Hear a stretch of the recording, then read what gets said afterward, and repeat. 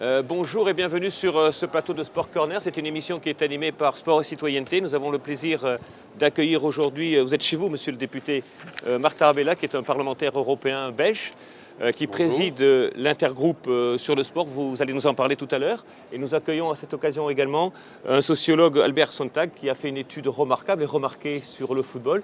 Alors dites-moi un peu comment se fait-il que la Commission européenne vous ait confié une étude sur l'anthropologie de l'intégration européenne sur la base d'un projet axé sur le football. Oui, en fait, c'est nous qui avons axé le projet sur le football. La Commission voulait étudier comment l'Europe s'intègre par le bas en dehors de la sphère politique et économique.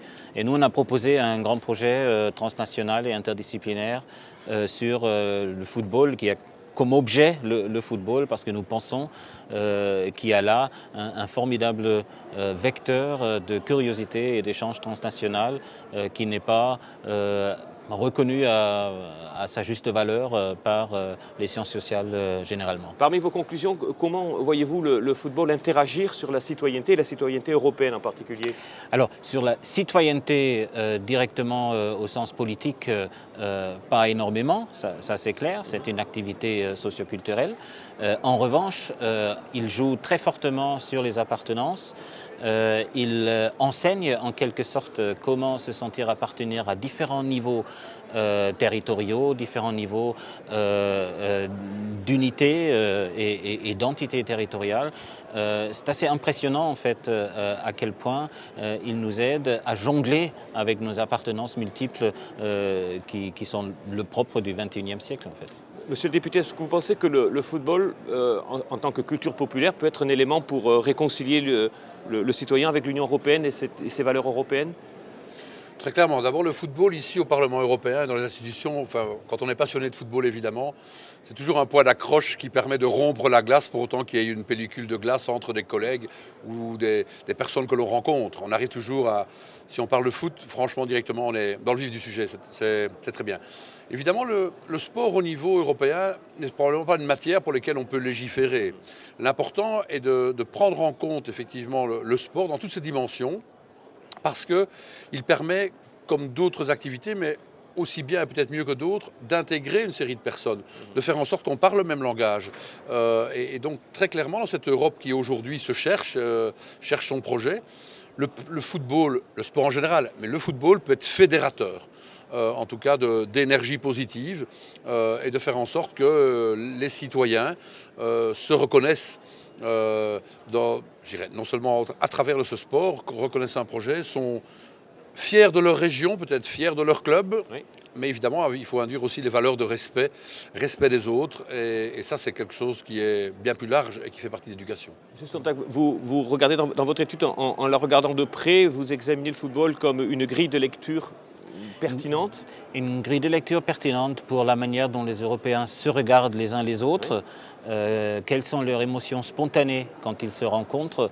Ça, c'était pour nous quelque chose d'extrêmement important, mais on a aussi étudié des choses d'un rapport à la politique beaucoup plus immédiat, comme par exemple cette attente qui est là, qui est adressée aux législateurs, en fait, de sauver le football de lui-même. Il y a là quelque chose dont les Européens se sentent propriétaires, mais en train d'être dépossédés par l'argent, et il y a une forte attente du côté des supporters d'être peut-être mieux écoutés, d'être peut-être mieux impliqués, et surtout de voir le football évoluer dans un cadre qui est plus sain que celui qui est actuellement le cas. Monsieur le député, le football business est en train de déborder le football lui-même, vous pensez? Très clairement, et la réflexion de M. Sontag est tout à fait exacte. Le football est à l'image de la société. Nous sommes dans une société qui voit s'accroître les inégalités. Ben, le football, c'est pareil. Il y a le football business, il y a une élite de grands clubs, et puis il y a les autres. Et puis il y a aussi le football amateur, le football de masse, qui draine tous les dimanches des garçons, mais aussi quelques filles, mais le dimanche des jeunes sur les terrains de sport. Et ce football-là souffre par manque de bénévoles, parce que peut-être les financements ne leur viennent pas, ne retombent pas sur eux, ne rejaillissent pas sur eux. Et donc très clairement, l'Europe souffre un peu de cela aujourd'hui, politiquement, avec un écart qui s'accroît entre certains pays et d'autres, entre une élite peut-être financière qui fait des profits juteux et une masse de la population qui vit dans des conditions parfois assez difficiles. Sur les 11 millions d'euros versés à l'Union belge à la suite de la Coupe du Monde de football, 10 millions sont partis en prime au Diable Rouge. Vous pensez que c'est normal? Je pense que la fédération belge aujourd'hui a un problème avec sa comptabilité. D'ailleurs, le secrétaire général est mis en difficulté. Il devait expliquer pourquoi on est en perte, on serait en perte, alors que l'année a quand même été propice. Elle aurait pu l'être plus si on avait été en demi-finale, ce qui aurait été sans doute encore meilleur. Mais de fait, il y a un problème. L'Union belge a un gros problème. C'est une entité qui ne sait pas beaucoup décider. Quand il faut trancher dans les problèmes, elle ne tranche pas. Et d'un autre côté, elle écrème les petits clubs, elle met en difficulté les petits clubs, notamment par exemple des horaires de matchs de football qui ne sont pas compatibles avec des matchs du dimanche, en concurrence, qui sont télévisés alors qu'il y a des matchs dans des terrains de 3e provincial en même temps. Ça n'a pas de sens. L'Union belge tue les petits clubs. Est-ce que ça pose le problème de la gouvernance de l'outil fédéral au niveau national et des clubs professionnels en même temps? C'est lié, les deux sont liés. Bon, on sait que les ligues se sont quasi séparées des fédérations, mais le problème est le même. Ce qui est intéressant dans le cas du football, comme le disait M. Tarabella, c'est que c'est aussi quelque chose qui est accessible, compréhensible pour le commun des mortels, pour qui des termes comme transparence, responsabilité sociale ou accountability en anglais ne veulent pas dire quelque chose de concret, mais quand on accroche ça à la manière dont est géré le football, on comprend très vite ce qu'il faut réparer, où il faudrait que le législateur interfère, soit directement, soit en faisant pression, parce qu'il n'y a pas que les lois, il y a aussi une certaine pression qu'on peut exercer sur les fédérations nationales, mais même aussi supranationales, je pense. Dans l'étude de Free, je présente d'ailleurs la maquette du magazine que Sport et Citoyenneté consacre à cette étude avec un magnifique dessin de Plantu. Vous vous intéressez de très près aussi à la gouvernance des clubs de supporters dans les clubs professionnels. On a eu un incident regrettable au Stade de Séquin au Standard de Liège avec une banderole qui n'a pas été maîtrisée. Est-ce que ça c'est maîtrisable par un club? Les réactions le stade comme espace public ne sera jamais, et j'ai presque envie de dire, Dieu merci, entièrement maîtrisable. Il faut qu'il y ait de la transgression. Cette transgression, elle fait partie de l'esprit aussi du football. Maintenant, mon idée, à partir de tous les entretiens et les enquêtes qualitatives et quantitatives que nous avons menées, mon idée est qu'une implication plus forte des supporters organisés notamment dans la gestion des clubs professionnels va servir à une autogestion déjà tout à fait différente du supporterisme et surtout ce sentiment d'être pris au sérieux par les instances fédératives, mais aussi au niveau des clubs, ça change complètement le comportement. Ça, on l'a. C'est ce que je disais tout à l'heure en utilisant le mot. Il y a une attente forte de la part des supporters. Vous êtes supporter du Standard, monsieur le député? Oui. Vous regrettez ce qui s'est passé à l'occasion de cette banderole un peu maladroite, on va dire comme ça? C'est vrai que le public de Sclessin est un public chaleureux, chaud, un très beau public. À part quelques éléments qui sont détestables. Moi, je regrette cette banderole. C'est pas de l'humour, c'est une faute de goût aussi. C'est une faute de goût. L'actualité, évidemment, est là pour faire insister en plus sur cette faute de goût. Mais il y avait pire que ça. Et ça est passé sous silence. C'est qu'on a lancé des cailloux sur Silvio Proto avant que le match ne commence. Le match n'aurait même pas dû avoir lieu. Or, je trouve ça scandaleux parce que avec les caméras dont nous disposons aujourd'hui autour des terrains, on doit pouvoir identifier des fauteurs de troubles. Quelqu'un qui jette un caillou en direction d'un joueur n'a plus le droit d'aller dans un terrain de football. Vous préférez l'hommage rendu à Lampard dimanche à Stamford Bridge? Oui, j'aurais préféré que le calicot du Standard fût à la gloire de Laurent Simon, qui doit quitter le club. Qui a marqué un but ce jour-là d'ailleurs. Qui a marqué un but ce jour-là, un calicot positif, un tifo positif. Mais c'est la violence qu'il faut surtout réprimer. Et là, la fédération anglaise est probablement un exemple, parce qu'ils ont eu beaucoup de problèmes de hooliganisme, de violence dans les stades. Aujourd'hui, c'est vrai que c'est un exemple parce qu'il n'y a plus de grillage dans les stades. Mais les gens qui étaient fauteurs de troubles ont été interdits parfois à vie d'aller dans un stade. Et ça, c'est des mesures qu'on ne trouve pas en Belgique. Je ne pense pas que les clubs, et surtout la fédération, aient envie d'aller en avant. Pourtant, c'est ça qu'il faut faire, de manière à ce que les familles puissent retourner au stade, en toute quiétude. Parce que c'est un spectacle. Il n'y a pas que la sanction aussi, hein. Il faut aussi qu'on crée un environnement qui soit propice à ce que le supporter lambda se sente chez lui dans le stade et pas seulement une vache à lait dont le club veut profiter. Hein. Donc il y a tout un ensemble de mesures qui seraient à prendre. L'un et l'autre, je voudrais vous ramener sur le terrain du football amateur pour vous demander quelle est la valeur intégrative et d'intégration du sport amateur, du football en particulier, dans nos sociétés qui sont de plus en plus communautarisées.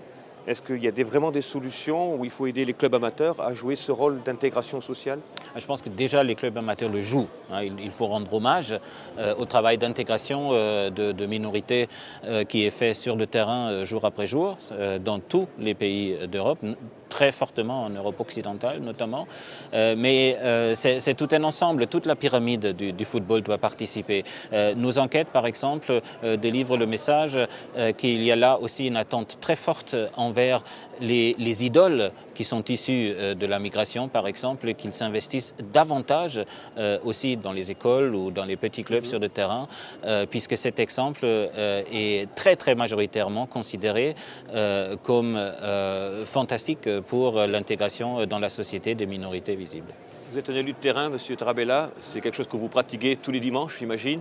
De voir des clubs amateurs contribuer à l'intégration sociale, ça marche bien? C'est clair, je suis dans un petit village de 4000 habitants, il y a un club local qui a une équipe première qui joue dans un niveau modeste, hein, c'est en provinciale liégeoise, mais il y a toutes les équipes d'âge, donc des pré-minimes poussins jusqu'aux juniors, et donc il y a à peu près 140, 150 jeunes qui tous les dimanches, tous les samedis jouent.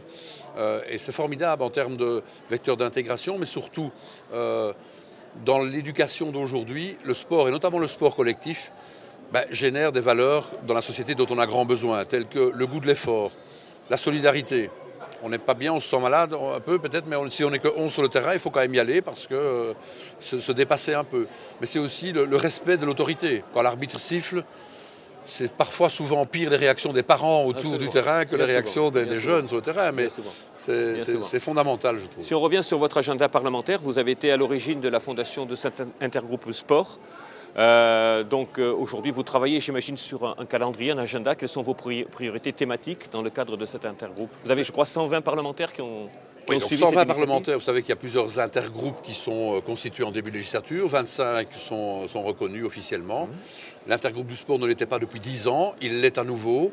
Je vais le coprésider avec mon collègue espagnol Santiago Fisas, qui a été très actif au sein du PPE, lui, sur les partis populaires européens, dans son groupe, au sein de son groupe pour parler de la thématique du sport.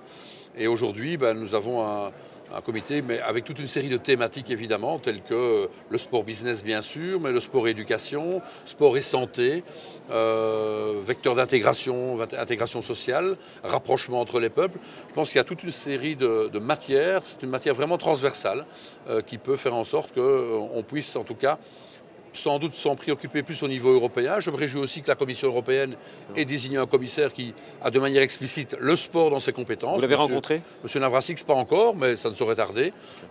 Et donc clairement, il y a eu un progrès en faveur de la mise en lumière du sport et de toutes les matières qui tournent autour du sport, tant au sein de la Commission européenne que du Parlement. Est-ce que la communauté des chercheurs est en prise avec le législateur et de quelle manière? Quel est le rôle que vous jouez pour essayer d'influencer l'évolution de la législation européenne, des programmes sportifs de l'Union européenne par exemple? Le chercheur en sciences sociales, par définition, il s'intéresse à la réalité qui nous entoure. Hein. Il essaye de mieux comprendre la société que nous sommes en train de fabriquer, dans laquelle nous évoluons. Et évidemment, il aime bien partager les résultats de ses recherches avec les décideurs politiques, c'est évident. On n'est pas naïf, on comprend qu'il est une chose de faire une étude académique sur un sujet et une autre de l'appliquer dans un contexte politique où la prise de décision est tout sauf simple. Mais on souhaiterait quand même parfois une écoute peut-être un peu plus approfondie de la part des politiques, notamment quand on essaye de leur apporter les résultats. Et je vous invite donc, M. Tarabella, à venir à notre conférence finale le 17 mars ici à Bruxelles, où nous parlerons en détail de nos travaux de recherche. Voilà, l'invitation est lancée. Monsieur le député, merci de votre Merci à vous. disponibilité, merci de votre accueil au Parlement européen et à C'est très moi qui vous bientôt remercie. sur les plateaux de Sport Corner. Au revoir. Merci bien.